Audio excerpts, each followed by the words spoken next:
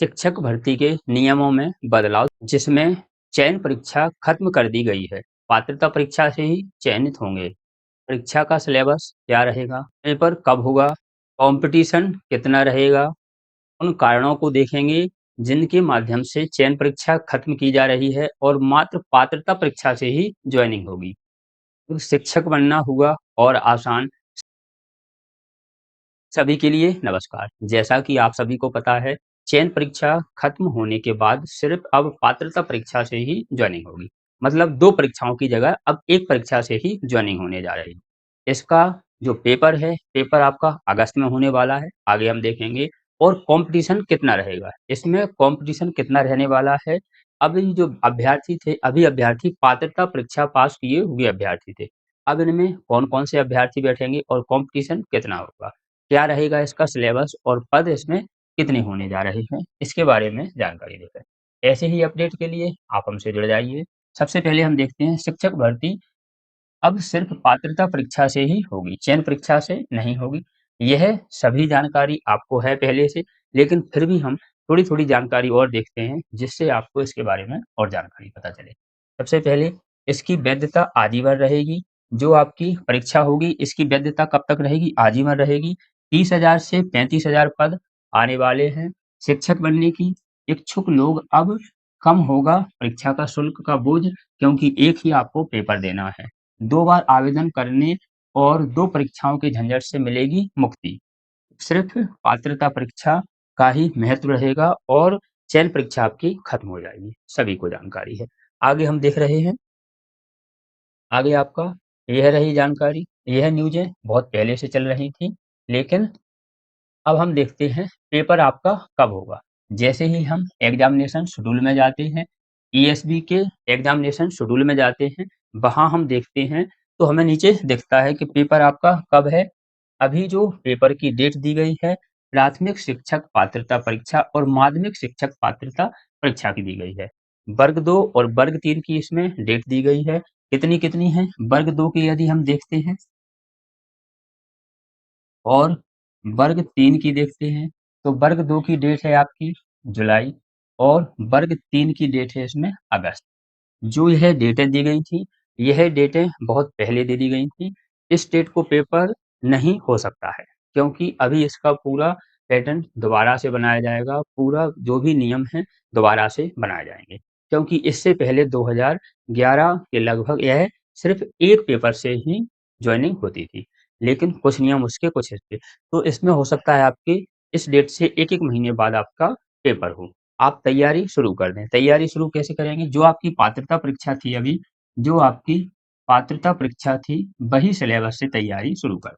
क्योंकि थोड़ा बहुत चेंज होगा, लेकिन जो है वह 60-70% आपका सेम टू सेम रहेगा। 30% से ज़्यादा चेंज नहीं होगा। इसी के साथ कॉम्पिटिशन कितना होने वाला है इसमें? कॉम्पिटिशन कितना होने वाला है? तो हम देखते हैं, यह जो आपकी जानकारी है 2013 की है, 19 मई 2013 की यह जानकारी है। इसमें जो संविदा 3 और संविदा 2 के बारे में हम देखते हैं। 2011 में वैकेंसी आई थी और इसकी जो प्रोसेस है, जो जॉइनिंग की प्रक्रिया है 13 तक चली थी। यदि हम यहाँ देखते हैं संविदा 2 और 3 इसी के साथ संविदा शाला शिक्षक एलिजिबिलिटी टेस्ट आपका ये फुल फॉर्म रहा। अब हम यहाँ जाते हैं संविदा 3 और 2 में।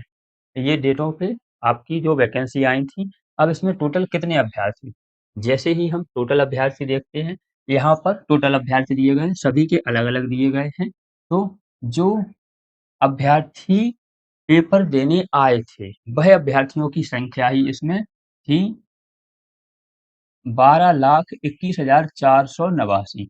12,21,489 तो अभ्यर्थियों ने पेपर दिया था। जब आपका जो पात्रता परीक्षा एक ही होती थी, बाद में चयन परीक्षा भी होने लगी।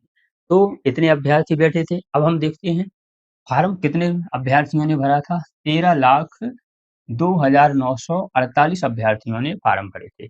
क्योंकि इसमें उस समय 12th पास के साथ ही बीएड, डीएड माँगा था। लेकिन बीएड, डीएड कैसे माँगा था? जॉइनिंग तक आपका बीएड, डीएड होना चाहिए। इसी के साथ अब बीएड, डीएड पहले भी माँगते हैं, तो पिछली बार की अपेक्षा जो अभी चयन परीक्षा और पात्रता परीक्षा के बाद जो पेपर हुआ था, इसकी अपेक्षा बहुत सारे अभ्यर्थी ज़्यादा बैठेंगे। इसका मतलब यह नहीं है, यहाँ यदि हम देखते हैं पीएसटीएसटी ये आपका टेस्ट है, primary school teacher selection test. यहाँ यदि हम देखते हैं कहाँ है, ये 6 नंबर पर है। ये आपका 25 में पेपर हुआ था। इसमें बैठे थे 1,10,745 अभ्यर्थियों ने फार्म भरा था। टोटल अभ्यर्थियों की संख्या यहाँ नहीं दी गई है कितने बैठे थे, लेकिन 1,10,000 ने फॉर्म भरा। 1,10,000 ने फॉर्म चयन परीक्षा, पात्रता परीक्षा 2 पेपर होते थे तब भरा था। तो इससे पहले कितने अभ्यर्थियों ने पेपर के लिए फॉर्म भरा था? 13 लाख ने। 13 लाख के साथ ही 12,21,000 अभ्यर्थी बैठे थे। तो आप अपने हिसाब से समझ लें कि इसमें कॉम्पिटिशन कितना होने वाला है। कॉम्पिटिशन से एक ही अंतर होता है कि यहाँ यदि हम देखते हैं, एक मिनट रुको, कि पहले पेपर पात्रता, इसमें कुछ कम हो जाते हैं, फिर आपका चयन, 2 पेपर होते थे। अब एक ही पेपर होगा, दोनों पेपरों के अभ्यर्थी एक ही पेपर में बैठेंगे, सिर्फ आपका पात्रता परीक्षा ही होगी। तो इन अभ्यर्थियों से डरने की ज़रूरत नहीं है। क्यों? उस समय भी जॉइनिंगें हुई थी, आज भी जॉइनिंगें होती हैं और होती रहती हैं। आपको सिर्फ़ एक सीट की ज़रूरत है।